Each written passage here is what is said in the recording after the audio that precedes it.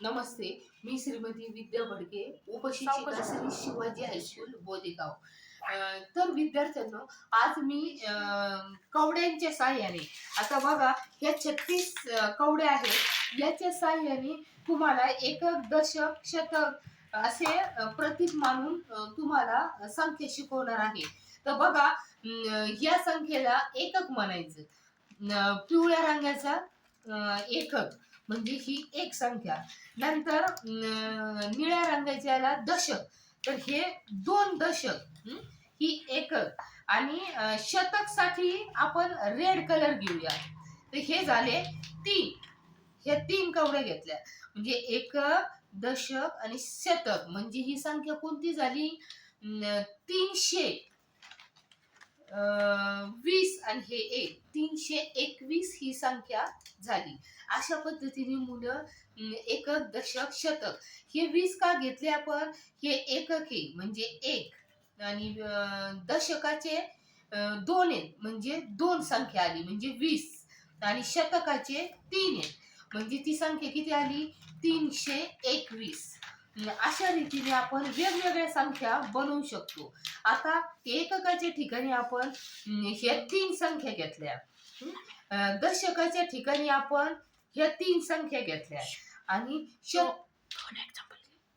शतकाच्या ठिकाणी आपण 5 संख्या घेतल्या. मग ती संख्या कोणती होईल? 5, 3 आणि हे 3, 533. एकक स्थानी आले 3, दशक स्थानी आले 3, आणि शतक स्थानी आले 5, म्हणून 500.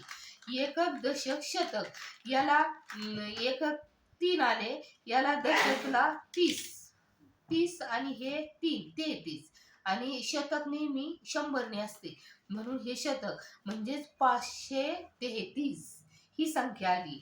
तर ठीक आहे, याच पद्धतीने आपण आता 1000 ठिकाणी आपण 4 घेऊया, एकक ठिकाणी आपण 2 घेऊया, दशक ठिकाणी आपण 1 घेऊया, आणि शतक ठिकाणी आपण 5 घेऊया. तर विद्यार्थ्यांनो सांगायचं, एकक, दशक, शतक, हजार.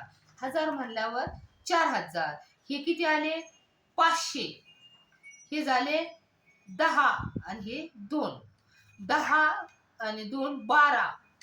आणि ती संख्या कोणती होईल मग? 4532.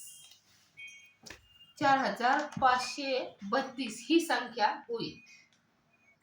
ठीक आहे, अशा पद्धतीने आपण 4532 ही संख्या पाहिली. धन्यवाद.